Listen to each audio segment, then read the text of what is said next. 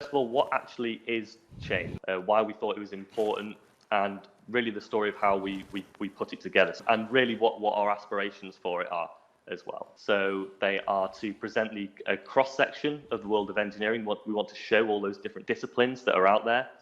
We want to educate our delegates, so that's you guys, the current issues that you might encounter as engineers.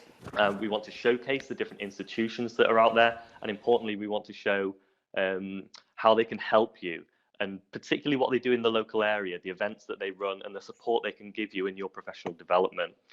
We want to encourage young engineers to build a community of young engineers in their local area, and to get involved with that existing community, get involved with those institutions that are already there. And we also want to inspire and create opportunities for everyone who attends these events.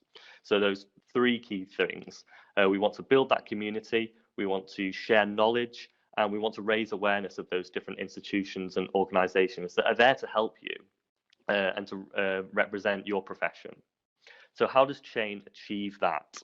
Well, Chain is tailored to each specific area that it works in. We don't dictate and say you've got to use this format. You can tailor that format to each locality. So we've got locations in Manchester, Bristol and London. Dubai is the first one that's taken place outside of the UK. The first event was run in Manchester back in 2016.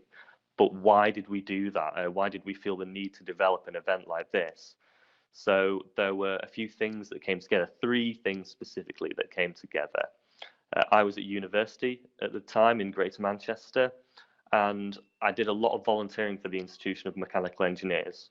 We had just had one of our monthly meetings, and we'd had quite a poor turnout for that event, and we were discussing, why has this happened? Why aren't people turning up to our events? And the conclusion that we came to was that people simply didn't know that these events were taking place. So we were wondering, well, how are we going to get the message out there? We know that there are thousands of engineers in Greater Manchester in England and in Northwest England as a whole. There are young engineers there. How do we let them know what we're doing and how we can support them? I had also recently attended an event in a place called Salford, and that was an event consisting of a number of 20-minute talks discussing ideas, projects, the arts, and it was a format that I really liked. So people just had to get their ideas across. They didn't have time to go into too much technical detail. It was just to get that germ of an idea planted in you. It was just enough time to do that.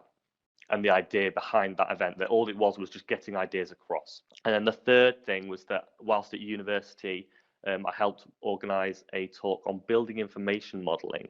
Now, as a mechanical engineer, this is a civil engineering and construction field, so it's not something that I thought I'd be that interested in. However, I found it absolutely fascinating. And during that talk, the speaker actually told us how BIM had come from manufacturing and mechanical engineering. So I thought, well, how am I only just hearing about this now? What other ideas are out there from the other disciplines that maybe my discipline can use, mechanical engineering can use, and maybe the electricals can learn from the civils and the aeronautical engineers? How do we get people to see across those disciplines rather than me just sitting in my mechanical engineering bubble? So I had these three ideas and concepts floating around in my head. I remember sitting on the tram in Manchester thinking, well, why don't I, with my friends, put on an event? So why don't we take that format, so the 20 minutes where you only have time to talk about an idea, we get a speaker from each of the different institutions and we get them to sell us an idea. That way we have talks from all those different disciplines. We get to see the different engineering institutions that are available to us. They get the opportunity to sell themselves. Straight away, I phoned my friend. I phoned him and said, I've got this idea. Do you think it's actually worth putting together? Do you think it's worth doing? He essentially said, yeah, he'd understood those concepts for a while. We'd talked about them, but it took just that germ of an idea to get it all going. So I talked it through with him, and I couldn't have done it without the support of my friends that I'd built up through the Institution of Mechanical Engineers. And we wanted to keep that format of only 20-minute talks, because you're going to have a range of people from various different disciplines. You're not going to want to go into too much technical detail because not everyone is going to understand. And we wanted to keep that format. We just want to get the ideas across. And I liked the idea that it was all about telling stories rather than going into deep technical content, you tell those stories to people. So I'd spoken it through with my friend, and from that point, it took a lot of work to do. So the institutions in Manchester were very much used to 1-hour lectures.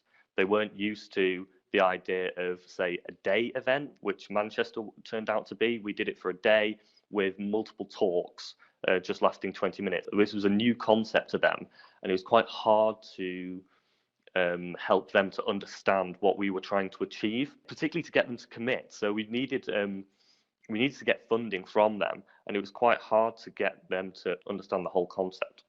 So what we did is we went and physically spoke to each of the institutions rather than just firing emails at them and directing them to the website.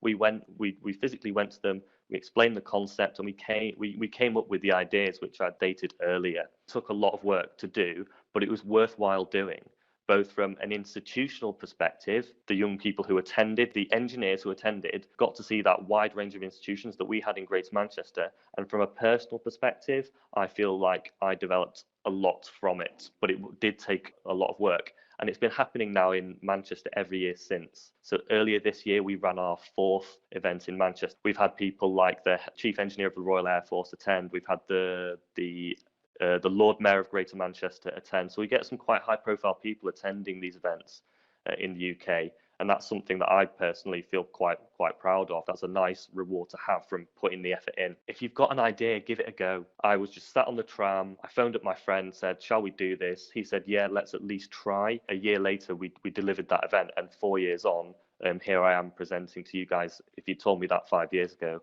I would have told not to be stupid. That's ridiculous. But here we are. If you've got an idea, whatever it is, whether it's to do with your hobby, whether it's to do with work, just give it a go. You'll be surprised at how much you can achieve from it, and you'll be surprised at how much your network can help you. You're always finding, oh, you do filming. Oh, can you help film my event? Yeah, that's really helpful, and you'll be surprised at what support that your network and your friends can give you. So as you're attending this event, have a think about what you'd like to see from change, because it's a great thing to do. It does build your network, and it helps you develop all kinds of different skills that you might not get from technical aspects of engineering. So I've learned loads about project management and really events management as well, because that's what fundamentally these are, and public speaking as well. So I've learned a lot from doing this. So if you'd like to do the same, yeah, get involved and help organise one of these events and help build that engineering community. We all want to be more effective engineers. To do that, we'd like to build the community of engineers so we can share those ideas, and ultimately we want to help build a better world. And yeah, you can direct me on LinkedIn if that's what you'd rather do. So yeah, thank you very much. Thank you very much. Yes. So my name is Frances Yates, and I'm just going to share my screen with you. So hopefully you can all see that now. All right. Yeah. Good. Okay. So yes, my name is Frances Yates. I thank you for coming to listening to us today. That was a great introduction from one of the founders there, Nick Valentine, to explain to you kind of what chain is, why we're doing this. And I'm really honoured that I've been asked from a nuclear industry point of view to come and represent the engineering in nuclear industry to make sure that you know that that is an option for your career path. So yes, I have the honour of introducing the first speaker today, who's going to tell you how they formed their career in the nuclear industry. But before I do that, I'd just like to take a few minutes to explain what the Nuclear Institute is. So the Nuclear Institute is a professional body like IMechE and ICE that you've heard of before, but represents 3,000 professionals who work in the nuclear industry. This can be anyone from project managers, laboratory technicians, safety case authors, to the nuclear constabulary, and everybody else in between. We are a registered charity who aim to raise awareness and provide information to the public on nuclear industry, but also to our nuclear members with CPD throughout their career.